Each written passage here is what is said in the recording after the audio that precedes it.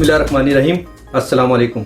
मेरा नाम मोहम्मद कमाल है और मैं एक लीगल एडवाइज़र हूँ। उम्मीद है आप खैरियत से होंगे।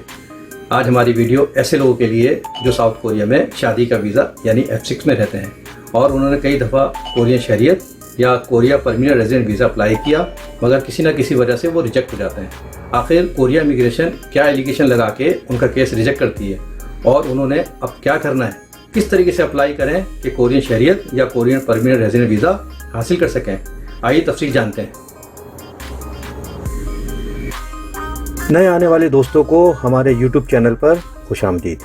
अगर आपने अभी तक हमारे चैनल को सब्सक्राइब नहीं किया तो बराए मेहरबानी पहले सब्सक्राइब कर लीजिए और बेल आइकन यानी घंटी के बटन को प्रेस कर लीजिए ताकि आने वाली हर नई वीडियो आपको बर वक्त मिलती रहे, क्योंकि हम आपके लिए लाते हैं साउथ कोरिया वीज़े और इमिग्रेशन से मुतालिक अहम वीडियो।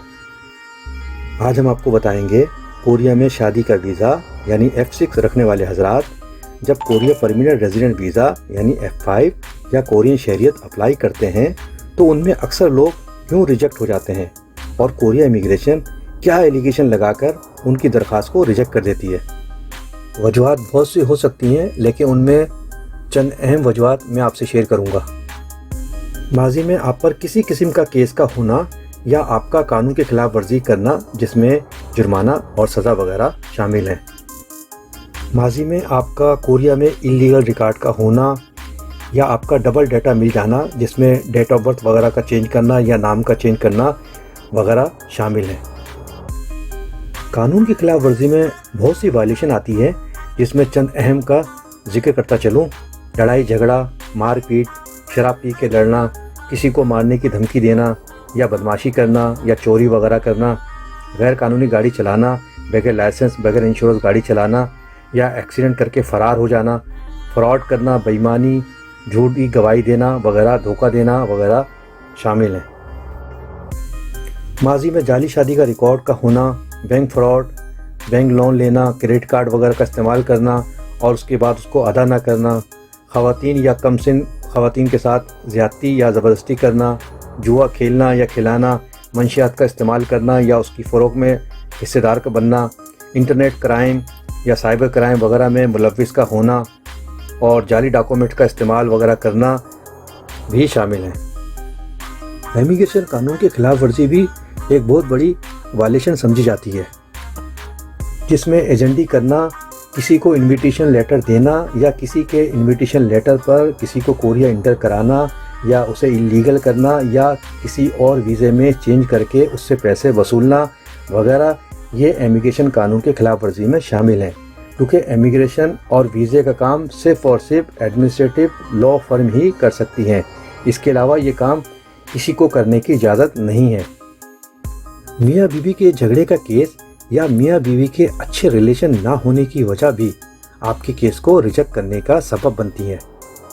क्योंकि जब आप कोरियन शहरियत या Korean permanent resident visa apply करते हैं तो उसके बाद कोरियन इमिग्रेशन आपकी कोरियन वाइफ से रब्ता करती है जिसका आपको इल्म नहीं होता, और वो आपकी वाइफ से ये पूछते हैं कि आपका ये गैर मुल्की शौहर आपके साथ कैसे रहता है।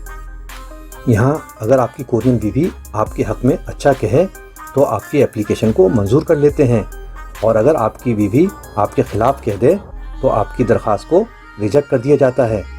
लिहाजा आपके ताल्लुकात आपकी बीवी से अच्छे होने चाहिए। नए कानून के मुताबिक कोरियन शहरियत या कोरियन परमानेंट रेजिडेंट वीज़ा हासिल करने के लिए आपको कोरियन ज़बान लिखनी और पढ़नी आनी चाहिए।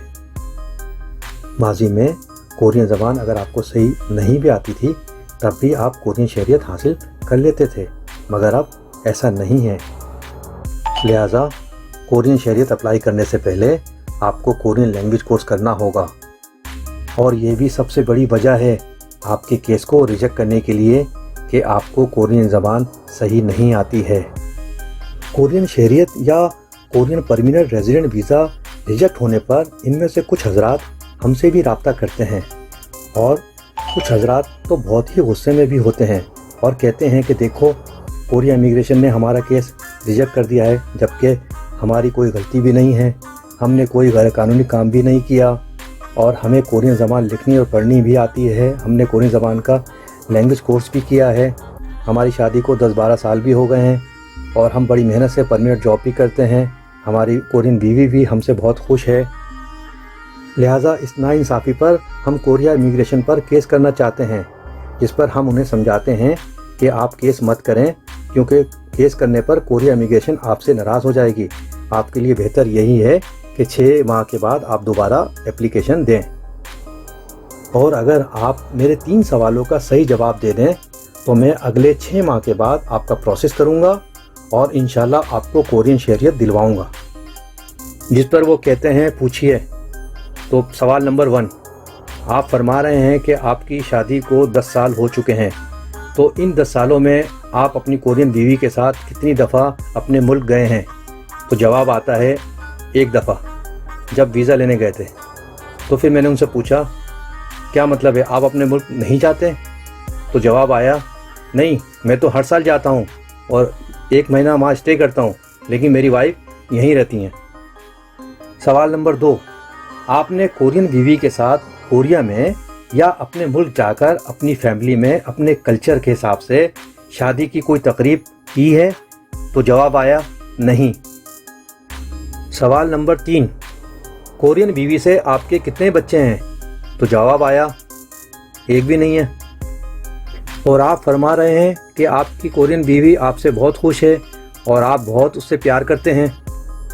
آپ کیا سمجھتے ہیں؟ آپ اس کو اوریجنل میرج کہتے ہیں؟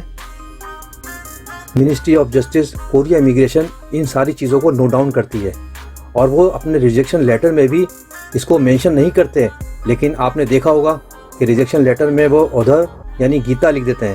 گیتا میں یہ ساری چیزیں وہ چیک آؤٹ کرتے ہیں اور اسی وجہ سے آپ کا کیس ریجیکٹ ہو جاتا ہے. لہٰذا آپ میری ان تمام بات پر غور کریں اور ان کمزوریوں کو دور فرمائیں، اور شادی جب بھی کریں، چاہے اپنے کلچر میں کریں چاہے کسی بھی کلچر میں کریں، ریئلٹی کے ساتھ کریں. اس طرح آپ کو کسی بھی میدان میں کوئی پریشانی نہیں ہوگی. ویڈیو پسند آنے پر لائک اور شیئر کرنا نہ بھولیے گا. جو حضرات کورین شہریت یا کورین پرمننٹ ریزیڈنٹ ویزا حاصل کر چکے ہیں وہ میری بات پر اتفاق کریں گے.